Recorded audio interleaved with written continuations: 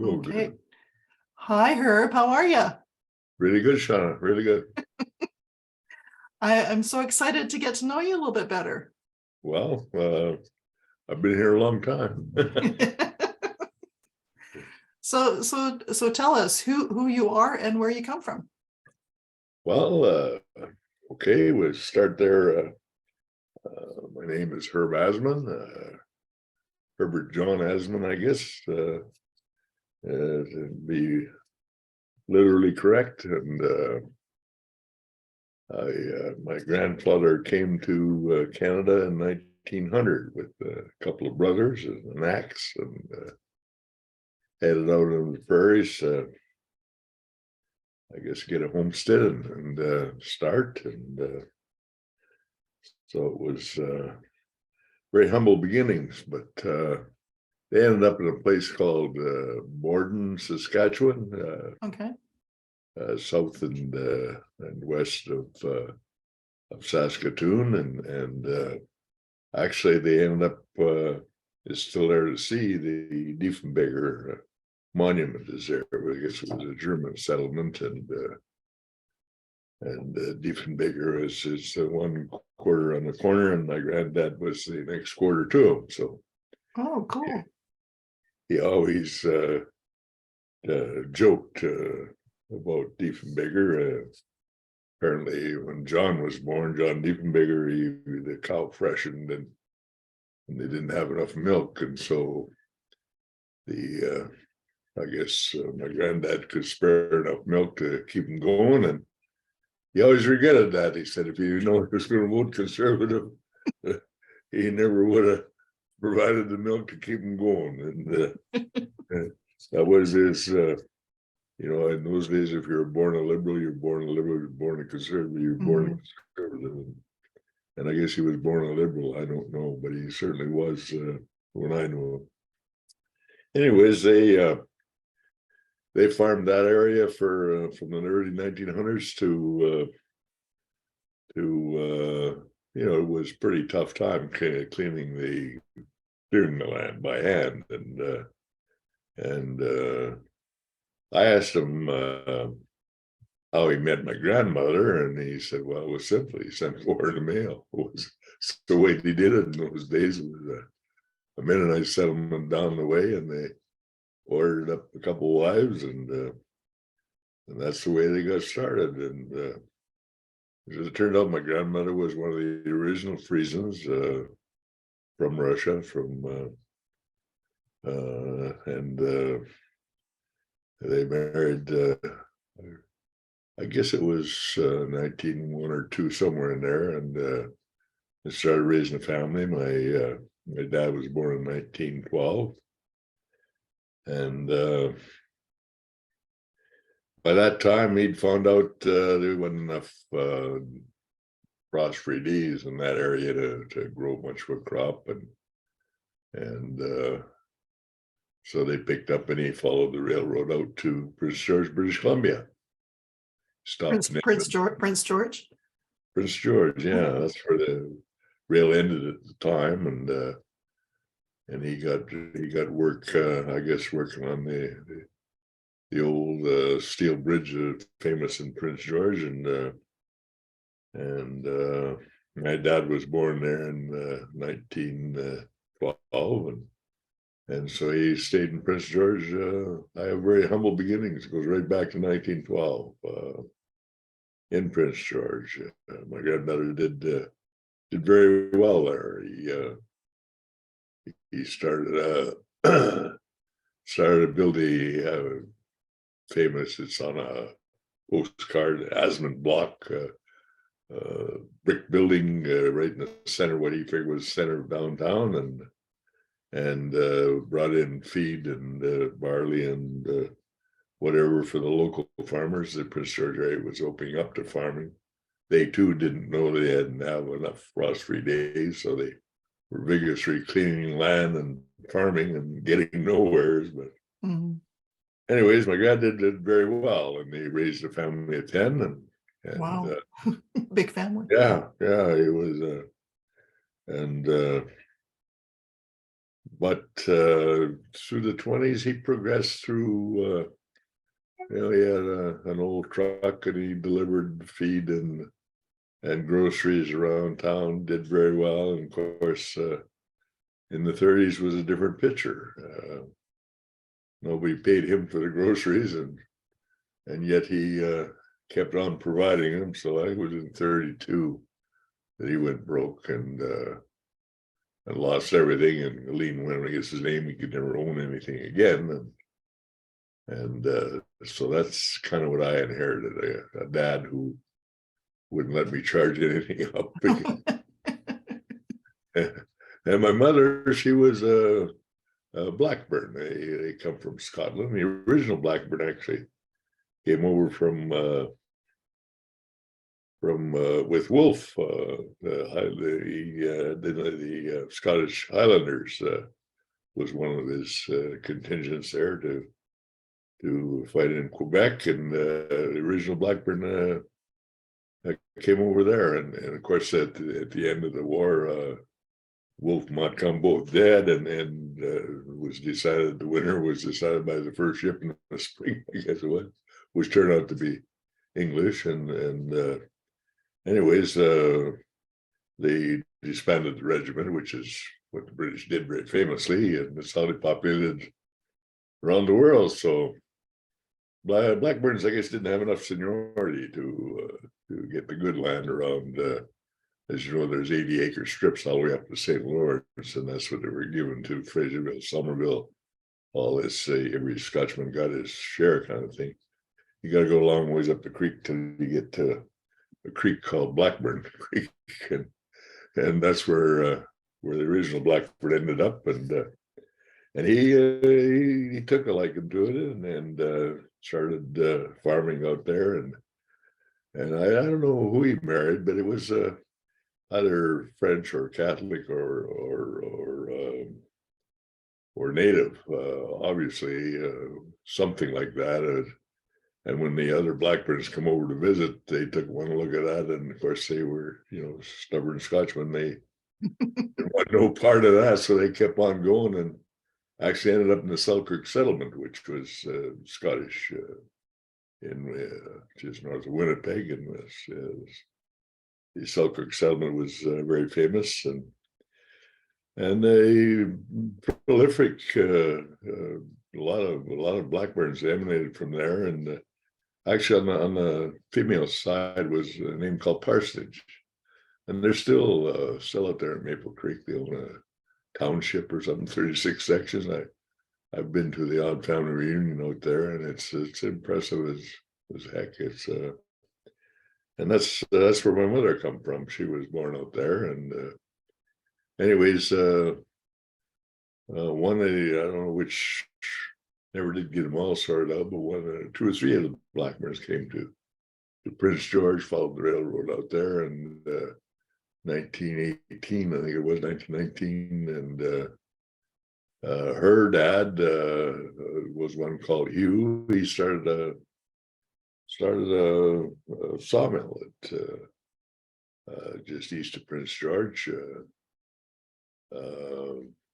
Yeah, that's all you could do in Prince George in those days, was either cut down some trees or do some trapping. There wasn't much else. So both my dad and my mother had very early beginnings in Prince George, and my mother was there in 1919. I guess they moved her out there, and her and dad were married in 36. That was the year her dad died. He was my uncle on the Blackburn side, on the Blackburn side, and he died of cancer. So it was a very tragic situation. My grandmother had to raise 8 kids, and which she did very well. And there was this place called Blackburn Road out by the airport in Prince George, and that was started, like I said, the one Hugh, my granddad, he went sawmilling and went broke. So I ended up with 2 granddads going broke in the Depression. So my mother don't borrow no money either. and they wouldn't let me either. So that was the heritage that haunted me all my life, because that seemed to be the overriding factor, is you weren't allowed to charge up. Even when my dad died, my mother never had a charge X card or a bank account. He just wouldn't let her. He was so strong on it. So anyways, that was my humble beginnings. Go right back to there. So I have a lot of depth in Prince George area. It goes right back to 19 till when my dad went there in 1914 and went to school there, and my mother went to school there, and they lived there all their life. And granddad's boat went in business and went broke. So that's how I got started. And then this ties in with my Rotary career when I graduated in 55, I guess it was. And Prince George in 1955 had around 700 sawmills. Sawmills in those days, yeah, 700. 700, that's amazing. Yeah, right. But people don't understand. But in those days, you followed the timber. You had no equipment to get the logs to the mill, so you followed the mill to the logs, and they were all portable sawmills, and you hooked up the horses and dragged the mill around, cut the lumber. So it was a different kind of thing, and that's why there's so many of them. But that era of 700 sawmills, you can just imagine Prince George would light up on the weekends when they come to town to get their supply. Yeah. And but that was let me see. I'm getting carried away. Carried away. Oh, I love it here in the history. So did you stay in Prince George after you graduated? Yeah, well, I liked the mill business, and I graduated. Well, it was 55 was about the first year that people could afford university. It was before that, doctors' kids, people, lawyers' kids, so the only ones that could afford university, because nobody had any money. And so the class ahead of me, so a few went to university. I certainly looked at it. I kind of wanted to go, but boy, you could make $30 a day out there in the sawmills too. Ballers were making $30, and so that was pretty big money, and the attraction. And I loved the mill business. I loved the bush. I loved my first passion was always hunting and fishing, and did a lot of it. Blackburn side did trapping too. We certainly lived off the land, that's for sure. So that when I graduated, there was opportunity all over the place, all kinds of jobs, and I was kind of waiting to see what to do. And meanwhile, I took a butcher's course, working at a local cold storage plant in town. And a cold storage plant was where it was all people rented lockers. So you took your meat in there, or wild game or whatever, and they cut it up and put it into lockers where it was below zero, and preserved it. Nobody had any deep freezers, couldn't afford them. So his locker plant, it was a good place to learn the meat, because if you made a mistake, it wasn't critical. If you're cutting for the meat counter, it would be. So I put in 6 months. The last 6 months I worked after schools, and when I graduated, and it was a good deal. Something I've cherished ever since, as the knowledge you pick up. The sheer volume that we cut meat was I think of it today, and I still know exactly what a T-bone is, and every other steak. And at the meat locker, so would people just keep their meat in there and then come and pick up a piece for dinner and then leave the rest? Wow. They had a key to get into the locker plant, and we had several hundred lockers. Wow. People lived out in the bush around, and they all bought beef and a lot of wild meat. Wild meat was, you could really make time there, learn how to cut. And there was nothing to butcher several animals in a day. So you 6 months there was like 6 years. Yeah. Counter. It was a good, certainly good experience. And I was liking it.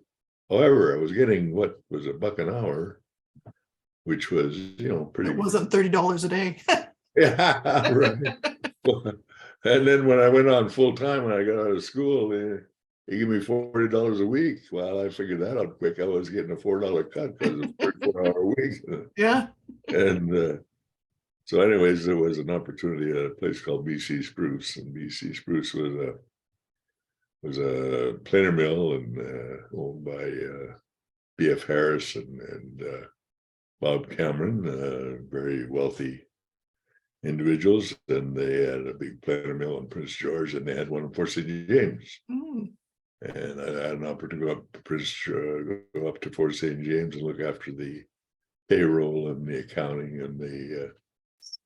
Actually, I got to be the boss man of about 60 Indians and another 30, 40 white men running this operation, planer mill, and I just loved it. And of course, Fort St. James, that's the capital of New Caledonia. Hudson Bay Fort was still going there, and hunting and fishing was unbelievable. And I think, I don't know how many moose I got, but every year was several, and never ever wasted an ounce of meat because I butchered for them too. I know how. Mm-hmm. Yeah. And it was but it was, and people lived on it. I mean, it was a lot of people. If we hadn't supplied the meat, they would. And the game wardens in those days, I think they just looked the other way, and they knew what we were doing. It was. We didn't waste anything either, which was good. There was not an ounce wasted. Yeah. If you ever gone butchering moose with an Indian, as you know, the tongue comes out, the eyes come out, the nose comes out. Yeah. I mean, it's all a delicacy with them. So there's no wasting anything. That's for sure. Very respectful. Yeah. So anyway, that's where I started in the mill business, and I really, really loved it. I identified with the loggers, and of course, right on Stewart Lake there was a lot of big towboat business and stuff like that. So it was, and I had prior knowledge of the year before. I had spent up there in the summer guiding with a fishing lodge up in Culchinu, owned by the Smiths, who owned the bus business in Prince George, and that was a good opportunity too, because they introduced me to the way of the rich. They would, they were paying $50 a day for renting a big cabin cruiser and fishing, and my job was to, clean the fish and bait the hooks and cook for them and look after them, and then assistant guide, because I was only 15. I wasn't old enough to. You had to be a little older to get the big pay. But they did good on the tips, and I spent 3 months out there, June, July, and August, and so I had a good knowledge of Fort St. James and the life around there. Thoroughly enjoyed it, and wow. Anyways, the opportunity was coming up in that business. They were starting to talk in those days about what the industry was heading into, and it's now happening. The pulp mills were coming, or they're talking about them coming, and of course the old timers said, well, when they come, they're just going to tie up the timber and then they're going to bugger off, but that ain't going to work. And so I listened to the arguments, and now you see it happening. It's a lot of years later, but I remember the arguments at the time, and of course that was the idea, is to somehow tie up some timber, and that's what everybody tried to do. What does that mean, tie up some timber? Well, you get what they call a quota. You either call it a working circle or an area. The Prince George Forest area was originally when it went from Prince George to the Yukon border. It certainly took in a big area, and the amount of allowable cut for the timber was, the people got the rights to that, and And that's kind of what ended up being sold and bought down the way. It wouldn't matter if you cut any lumber or not, but you sold the ability to cut it. And so I certainly, thought I understood that and liked it, and that's where I wanted to head out in. But in the meantime, my dad had been driving truck through the Fraser Canyon up and down those days. It was a 3-day trip. If it snowed, you get out and shoveled. It was 3-ton truck. Anyways, the old story goes, when him and Dad got married, they eloped in that truck, went to Vancouver. On the way back, the bridge at Hickson was washed out, so him and the Enemark boys transferred the load, 3 ton of potatoes. Oh my goodness! Across the creek. It was because the bridge was washed out. Yeah. It was a tough go, and I had made a few trips, so I knew what the road was like. And anyways, by that time, my dad had a job in town with the local distributor for beer, and yeah, one of the best. That's quite a variety of stuff. Hey, you guys? Yeah, it's a good 12 months of the year. It's certainly and he was Carl Anderson, who was a renowned Rotarian. And he made lots of donations those days. He was a very wealthy man in a lot of different ways. So he owned a lot of property and rented it out, and his active business was delivering all the beer. In Prince George, we had 8 beer parlors. Alone in Prince George, and then beer parlor in those days was 30, 40, 50 kegs a week. It was a lot of beer. It was all 10 cents a glass, Wow. but it was dollars in, and people. Anyways, it was very, very lucrative. And anyways, he died, and the agency was not for. It wasn't somebody we bought or sold. It was. The breweries appointed an agent, and they chose to appoint my dad because he was familiar with the business and had looked after it for Carl for years, and so he was appointed agent, and I think it was a little cahoots ahead of time, because in his will he gave my dad a choice of 1 truck if he wanted it, and an old warehouse for storing empty bottles in, not the beer storage warehouse or none of the fleet of trucks that he had. So anyways, that's as he left my dad, and so my dad ended up in the business, and the only one problem is he couldn't borrow any money. He Right. know how. I guess whatever. So he called me, and I thought I could help him out. Anyways, I ended up leaving the job in Fort St. James and coming to work for him. And I couldn't do much because I wasn't 21 yet. Because the drinking age was 21 at that time. In those days, you couldn't handle a beer until you were 21. So that was. So I come in, and of course there was enough stuff with the empties and the other business to keep me busy while I learned the business. But I went to work for him in September '57, and we incorporated in '58. And October, of course, I turned 21 in August of '58, and joined Rotary in October that year. Now, it was a kind of a revolution, a 21-year-old joining Rotary, but there were several reasons for it. One is Carl had been a pretty powerful Rotarian. The industry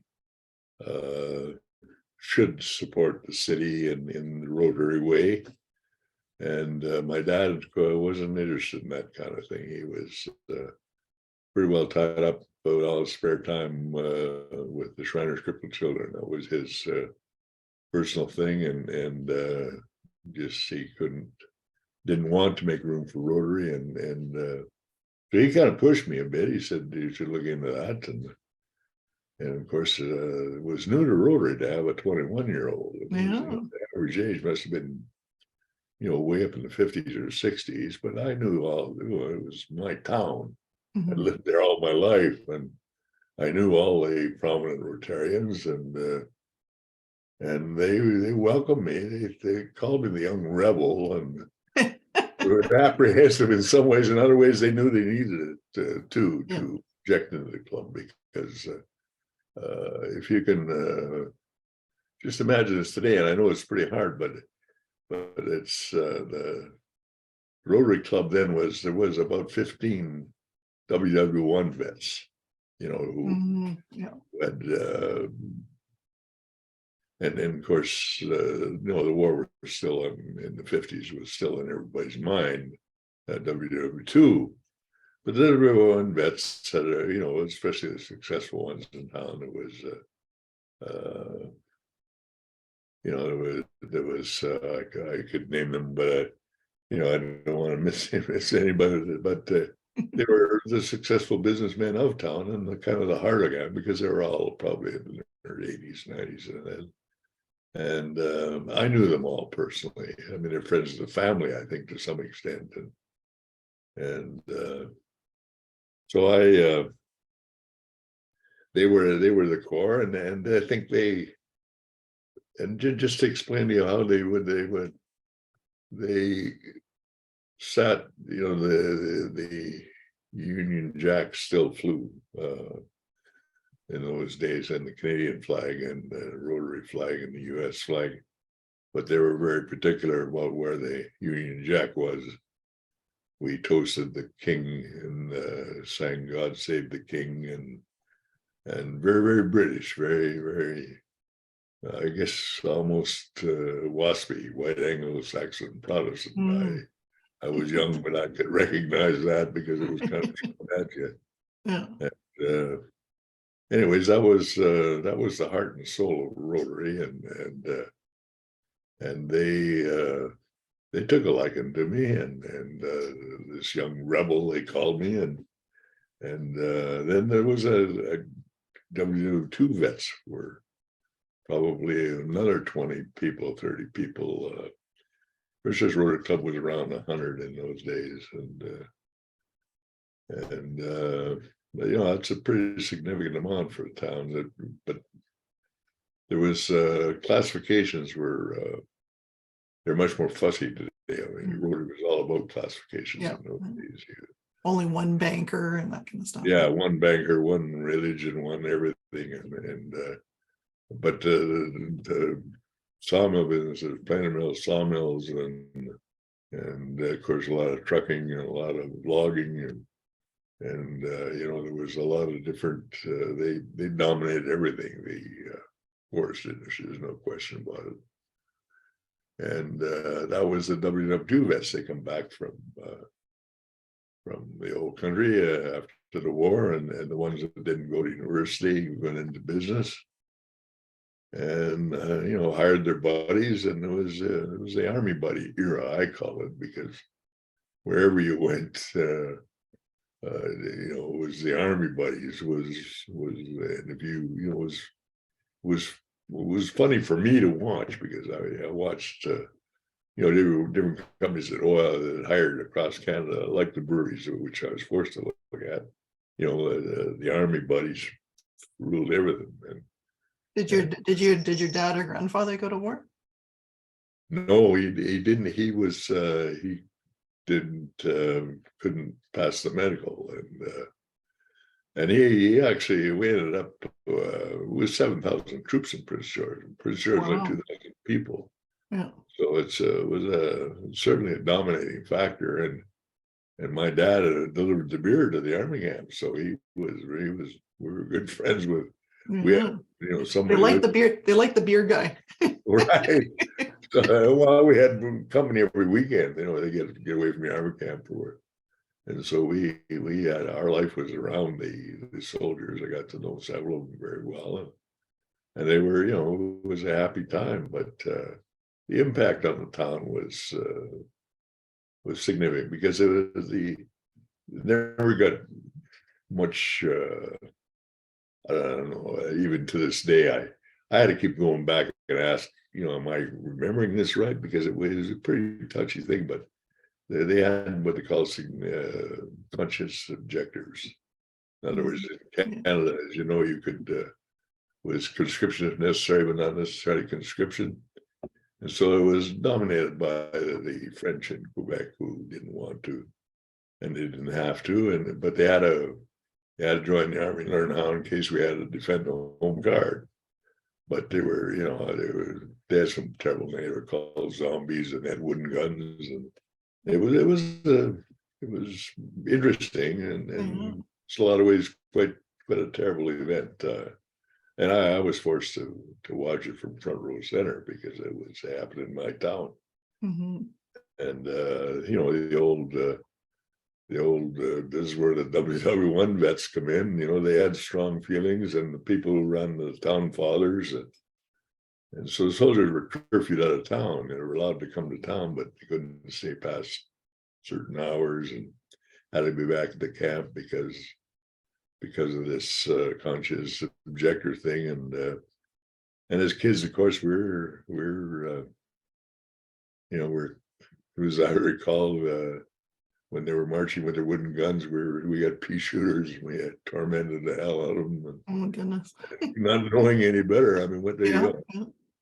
But it was Quite a time. I keep asking the older people who knew, "Am I remembering this right?" Because it just seemed I had to live with it the rest of my life, and but there wasn't that many of it. I mean, we had to, and that's the way it was. But so that's let me see. I'm wandering. So you worked at the beer company for a long time?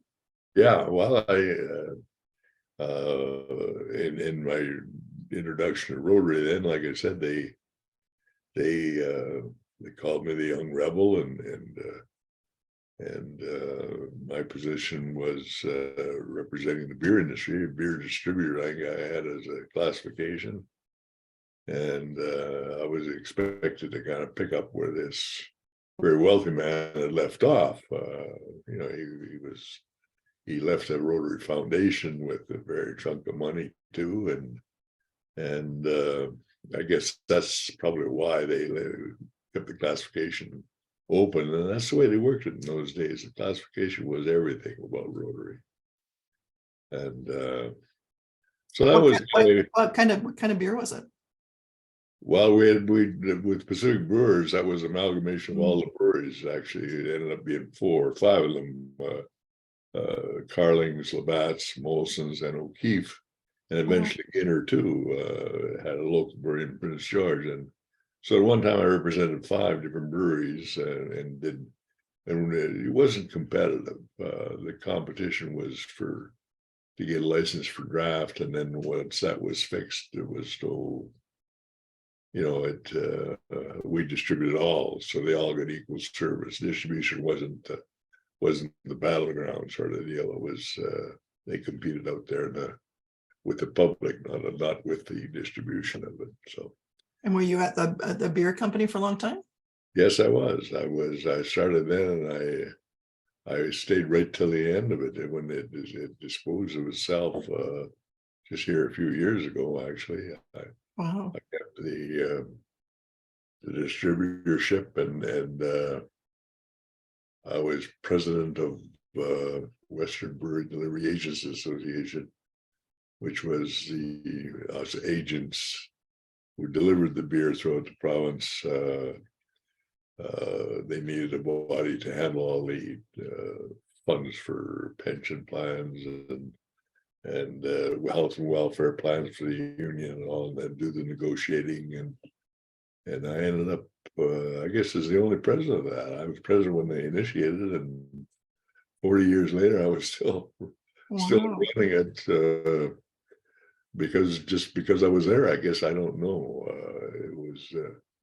It was about 16 of us in the province. Got down to they amalgamated over the years and got less of them. Like I ended up doing all the beer distribution from Williams Lake to the Yukon border. So they, I didn't start out doing just Prince George, and they got less agents all the time, and you got to remember we started out in a 3-ton truck, and we ended up with semi-trailers, hauling 4,000 tons. So there was a need to be done, and we did that for them, and it was what they copied was in Ontario they had a place called Brewers Warehousing, but they owned it, and they didn't like that necessarily because each brewery owned a share depending on his sales volume, and actually I've seen it change about the time the cost of distribution started to exceed the cost of production. Mm. So it was a tail wagging the dog. The guy who delivered the beer was telling them how to brew it and what they should pay. So that's when I could see the writing on the wall too. It was going to end. That the beer is a product that's it's all about marketing. It's all about supposedly taste and flavor and all this other stuff. And here they are, the guy who distributed is dictating the terms. And I knew that wasn't going to work, but that's what ended up because the strength of the union brewery workers, and that was an interesting 50 years too, because it went from a Canadian union to an international union back to a Canadian union. So I was with all the wars. I spent the good news is I was able to spend 60 some odd years at the bargaining table. Well, how did you meet your wife? Well, the wife, she come along in 1960, and French Canadian girl, and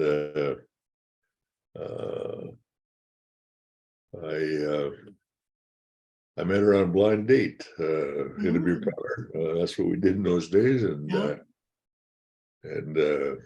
you didn't order her; it was a blind date. No, I didn't order her. Did you say your dad or your grandfather ordered wives? And my best friend was going with her best friend. Oh, okay, perfect. And they were going out to the drive-in show, and they said, "Why don't you two come?" Well, because my girlfriend was someplace and their boyfriend was someplace. So we did just for a laugh. And the rest is history. The girlfriend and the boyfriend were forgotten about, eh? That's right. Well, there was a few quirks to it, but anyways, it was it was and of course it was I wasn't French or Catholic. I was stubborn German and Scottish and didn't really have a religion, but I knew a bit about it because my uncle was the undertaker, Prince George, had been for a lot of years, and I worked at the funeral parlor, assisted him, mostly helping him lift, sort of deal. But no, I drove the hearse quite often, and we drive the hearse. He ended up riding with the priest all the time. So I was a friend of most of the priests, but I was not the religious kind. And anyways, my wife was from a family of 10, French Catholic, and right away they got involved and decided I should take some lessons and become a Catholic, and I didn't argue. I wasn't sure what that off sort of thing. Anyways, I took all her lessons, and we weren't getting along too well. We had a lot of disagreements, and finally they come and said, "Well, we're not going to be able to marry at the altar. We're going to have to move you down the way." And then it was back at the church, and then it was at the priest's residence next door. And pretty soon it was out in the bush something. I said, "This just ain't working out." I'm not a religious fellow, but anyways, and the good news was is I made my wife Julie come to these meetings, and she got just about as irritated as I did too. So anyways, in the end, we decided we were down the street getting married anyway, so we did. But there was a Lutheran church on the corner, so we went there, and the guy said, "Yeah, come on in."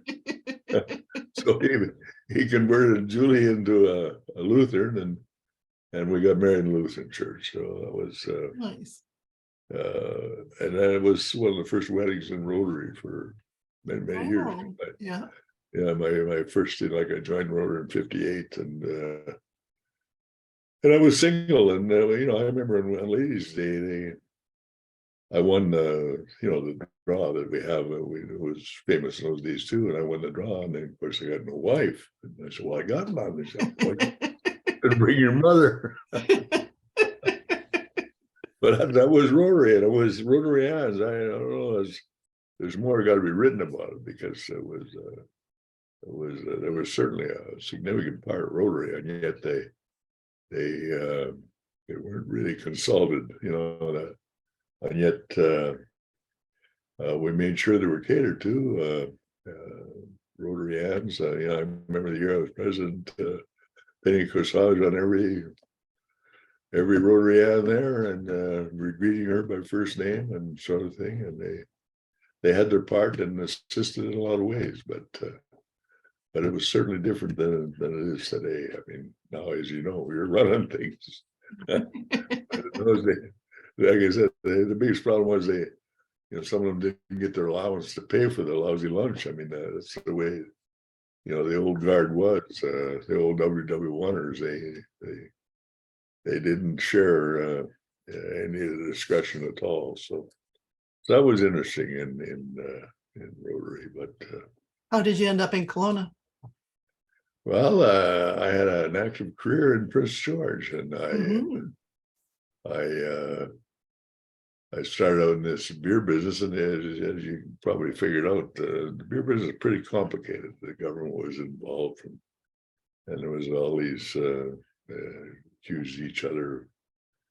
The whole thing was in motion all the time. It was the Army buddies, and then they started hiring university graduates, and so the intellectuals would fire the Army buddies, and this happened on a national level. Like 60 Carling reps got let go, and they weren't the only ones. Finning was doing it. Oil companies were doing it. There was this transition to from Army buddies. Army buddies ruled everything for, like I said, when they started to come back in '46, they needed a job and they were catered to, and of course they surrounded themselves with Army buddies. And you didn't get to blend things at all. And then when they started to realize that they needed some people, graduate people, they would surround themselves with graduate people, and then there would be this thing, and from industry to industry, it really was something to watch at the time, because I know a lot of friends and neighbors got involved in it, and to some extent, even I was, I didn't have any predisposed, feelings about it. I just had to make it work. I mean, that's one thing I learned as a Teamster. I mean, this would make it work. Because you get dealt the cards, and that's what you have to do. And so that was that era was interesting, and I could see that there wasn't a long-term future in the beer industry, because eventually they were going to have to own it. It's run by marketing people. The second most important thing about the brewery, besides the marketing, is the brewing of it, and so they're going to have their own. They have to have complete control, even though probably smarter to leave distribution out of it. But so I knew there was a timeline on that, and I was going to try to make enough to go. And so I started looking at the trucking business, and mainly because I had a bunch of trucks that were busy there, and then and that was dominated in the day by Americans. Mm. Consolidated Freightways, CF, called Canadian Freightways, and there are no Canadians near it, you know. Really? Oh. But they had the licensing, and who had the license was king of the road. You couldn't haul anything unless you had a license, and to get a license, you had it was ruled by the Public Utilities Commission, like PUC, and it was simple. You had to prove the need for your services. Well, that sounds simple enough, prove the need, except, you know, at the time when I was up against Canadian Freightways, and there was also Motorways at the time. Motorways was owned by the British Electric Traction Group. You know, Americans weren't bad enough. We're going to have the Brits running there.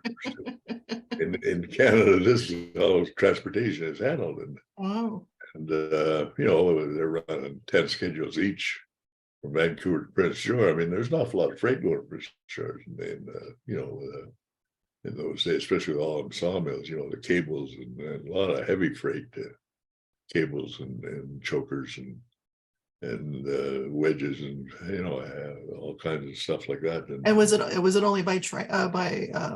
They didn't do any trains or anything? Well, there was train, but when the BC Rail finally come through in the early 60s there, and it was able to, but the rail is always limited because it can't leave the tracks. So, you know, your last mile is whatever, or first mile and last mile is, you know, you got to get it to the train, and so whether you like it or not, you're going to deal with a truck somehow. Unless the railroad comes to your door, it's not likely.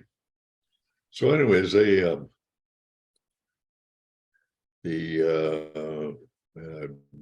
trouble keeping my train of thought here. You're going back a long way. We're talking about how you got to Kelowna. Yeah, You're trying to compete against the Americans and the British for the long hard trip, long haul. So anyways, I went to the Consolidated Freightways, or Canadian Freightways, big Yankee outfit. There was a fellow by the name of Ellie Musa. Ellie Musa was been with him 17 years, and he was their best salesman. And I really liked Ellie, even though his firm wasn't going to let me into the business. So, anyways, in this process of the beer business had expanded. I started out with Prince George, and then I ended up, they gave me through to Smithers, and so you got Burns Lake and Vanderhoof and all the places in between, and down to Williams Lake and Quesnel, because that's the way they operated. So I would end up with a pretty big fleet of trucks, and to look after the beer business, and still knowing that eventually they would own the business. It was like looking at the oil companies. They had agents too, and you distributed oil for Chevron or whatever, and you knew that someday they would own it, because why would they share it? You know, I mean, yeah, for sure. You want somebody to deliver it, all right, but they prefer somebody to drive their truck as opposed to so they could control it. Yeah, so this is where the beer business was. But you know, you're not calling the shots, because it's not just a local problem. It's not just a BC problem. It's happening in every province too. And you look at Ontario, where they own everything, and that was a disaster. Costing them more money all the time, and they had, what, to quote them, the tail ends up wagging the dog. The guy who's delivering the beer is the highest paid man, and he's dictating how you should brew beer, because he wants to be, he's entitled to certain benefits, I guess, and the breweries were part of that too. The breweries,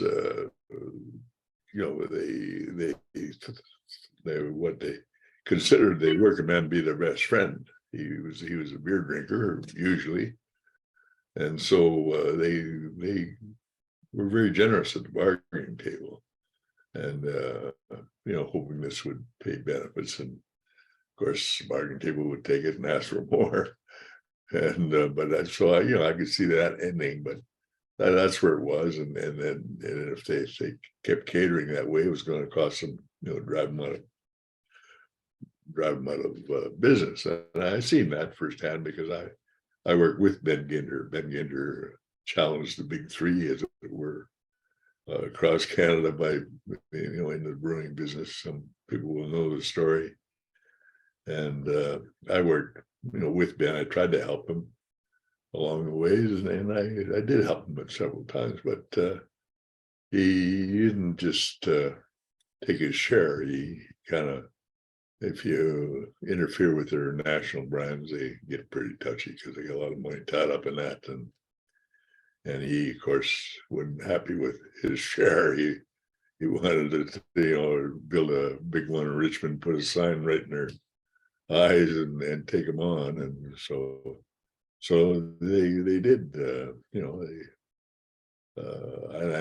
I was part of it. When we delivered beer, we delivered, say, 500-600. Ben would deliver 50. We put our 600 on top of it.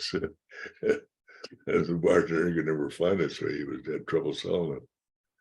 It was but that's competition, and that's why you can't have the distribution running the business. So when did you move to Kelowna? I didn't move to Poulin until I got off and I did wind up the beer business eventually, and as I said, I started was a 17-year battle with the PUC. I applied for licenses to haul general freight, anything for anybody, anytime, Class A license.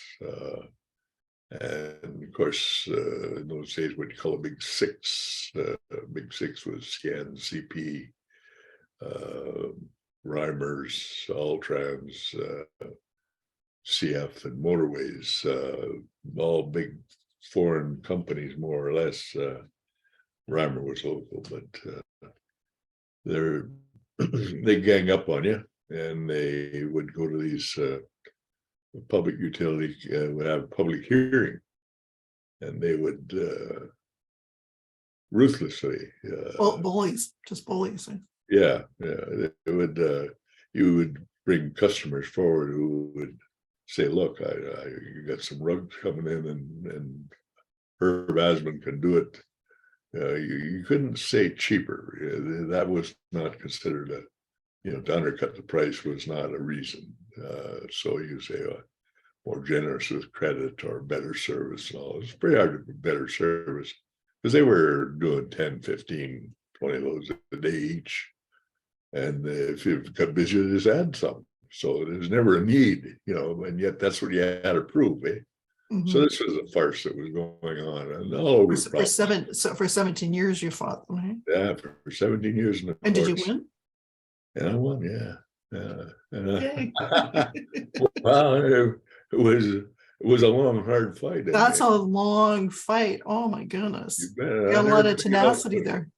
Well, and I wrote off as much of it as I could in every way I could, because otherwise, it would deter anybody. Any sane man wouldn't even try, because they shoot you down. They were, but anyways, I started out one customer at a time. And when in 72, when I built a new decent warehouse, in the beer business, I thought, well, I knew I was going to lose it someday, and I wondered about my future. So I thought, well, if I build a new building, I can use it. Warehousing business is great. So you were doing that. So you're doing the both at the same time. You're working in the beer business and doing this too. Yeah. Oh, that's a lot. Did you ever see your wife? Oh yeah. No, she was. I made it work. Did you? Good. That's a lot of juggling. Well, that's the old Teamster Bible. Make it work. Right. Yeah, I don't know if you know what a Teamster contract, but they always have management rights. A lot of unions don't have that, but Teamsters has it, which means management will manage the company and they will provide the working force. And all that really does is why it's important is because if you want to disagree, you get the work done anyways, and then argue about how much it's going to cost later, or fight it out in the courts or labor courts or whatever. But just get her done is the process you work for, and I was good at that, and so were they. And my sounds like it. What was the name of your truck? What was the name of your trucking company?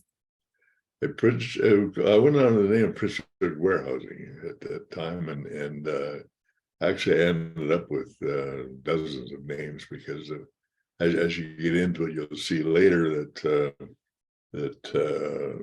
there's different reasons, different unions, different nowadays different groups.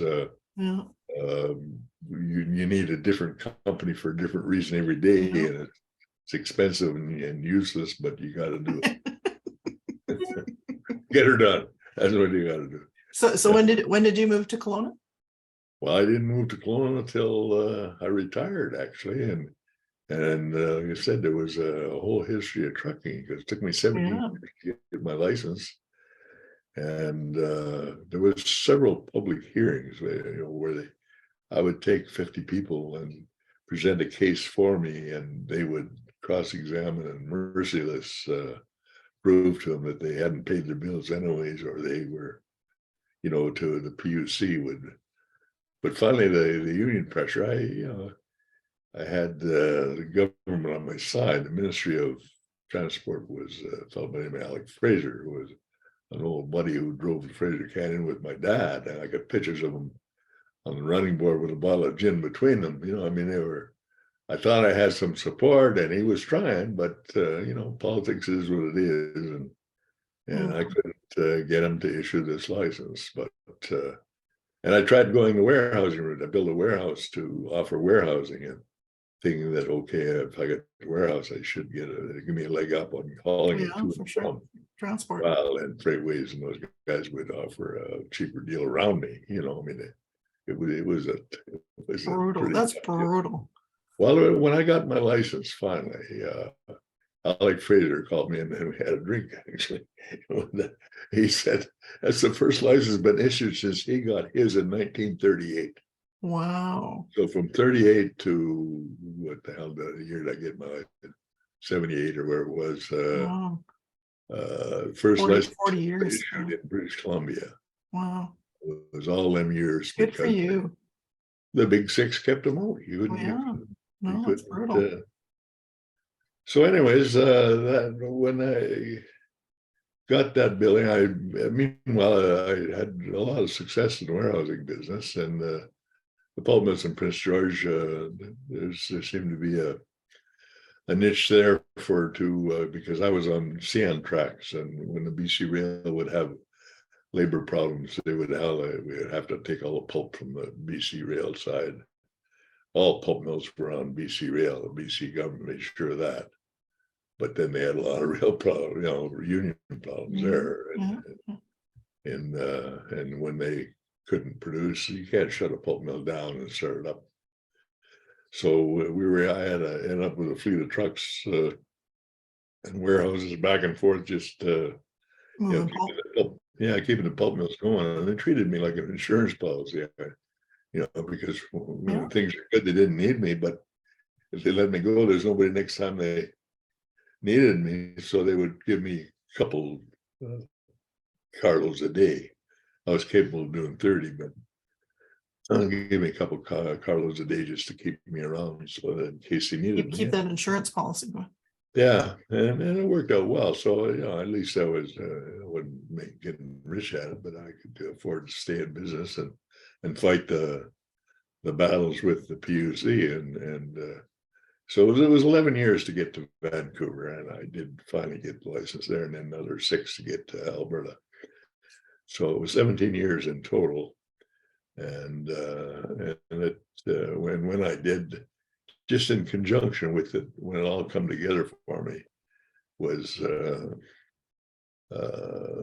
big things were happening. Deregulation was coming down the pipe. It was deregulation was coming down the pipe too, and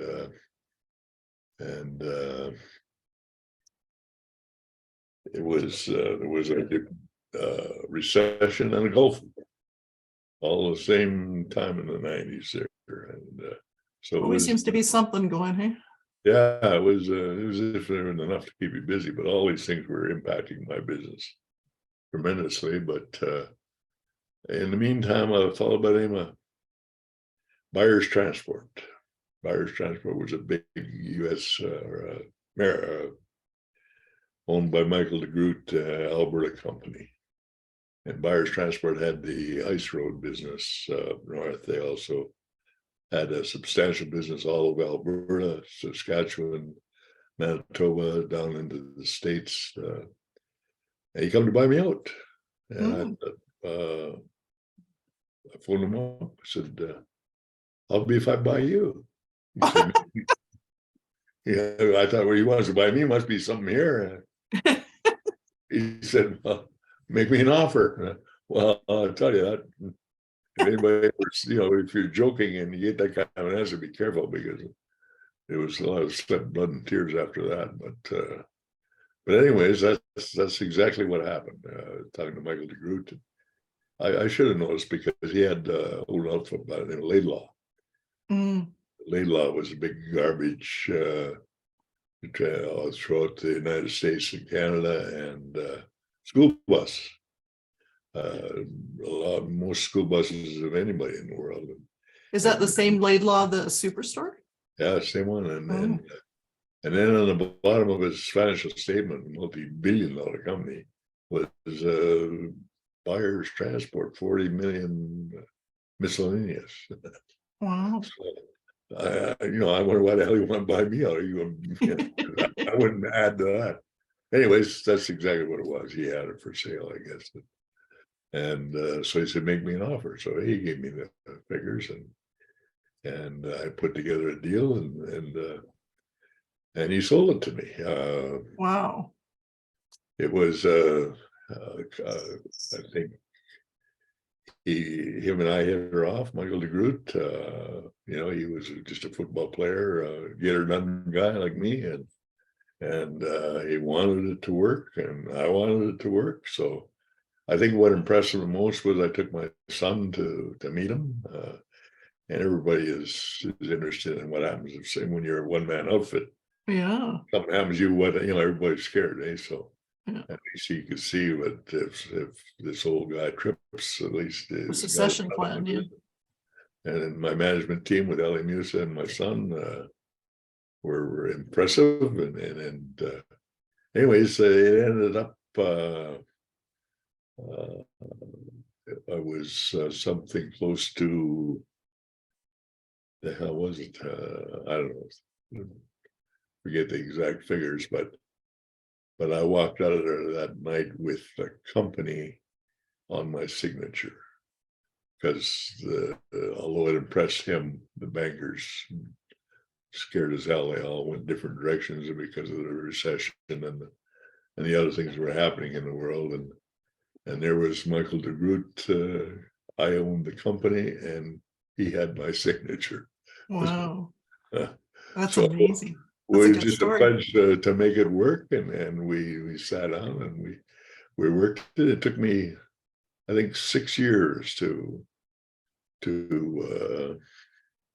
put it together and pay him, get independent from him, because the banking in Canada is it's so complicated. Ridiculous. Yeah, it's complicated, and yet Michael stood by me, and he was able to do that. We had a public company there, so he was able to. And of course, I found out all kinds of things that, public companies that you don't learn in school. And then, there's so much that people have no idea. That's right. And one of the things was, I found out, you get down the road, and I find out I own tires, several $1 million worth of tires. I said, "Where the hell are the tires?" Well, it's all there, but because he's a public company and he's getting garbage and school buses, he only puts 100 miles a day on them. So you don't write them off by 30%. You capitalize them and write them off by 10%. So you got millions of dollars that's there, but not there. Yeah. And he said, "Oh, crap, sir." He said, "There'll be lots of other things too." He said, "We'll straighten it all down the road." And we did. Everything come up eventually. That's good. How many kids do you have? I had 3 kids. I had two daughters and a son. And are they all in Prince George, or? They were all raised in Prince George, and they all Beverly is the oldest. She's just coming up here for a holiday. She's with the Rose Group. She's got long past her master's, I think a doctorate in something or other in drugs, and she's gonna come with a cure for cancer one of these days, she's saying. Nice. Judy, my second daughter, was CEO of the Spirit of the North, the charity fund in Prince George, and she just been and got her down to Kelowna, and she took over the Okanagan charitable thing as CEO. Right. Yeah. And she resigned the other day. She's heading off to, I don't know if she's retiring now or whatever, but that they've been both in that end of the business. And John is my son. He poor kid never had a chance. He started out sweeping the floors in the warehouse when he was 12 years old. And I never gave him an option. I did force him to go to university. I said, I don't know if you're going to get a degree, even if I got to buy one someplace. But nowadays the world is asking for education, and I didn't have any. I was, I had I was from out west, up north, and no degree. Well, you try and borrow money with those credentials, and you're in for a big shot. But anyways, he did get his BA in business administration, and he did drive truck for a few years, and worked his way into the business, and is very successful today, running the business. And his son now has just graduated. He was an engineer from Queen's University, and now he got his MBA from Calgary, and he's running the company now. So Wow. don't worry, Grandpa, it's going good the other day. That's awesome. So, we should wrap up. So it's been over an hour now. So. Oh, I didn't know that.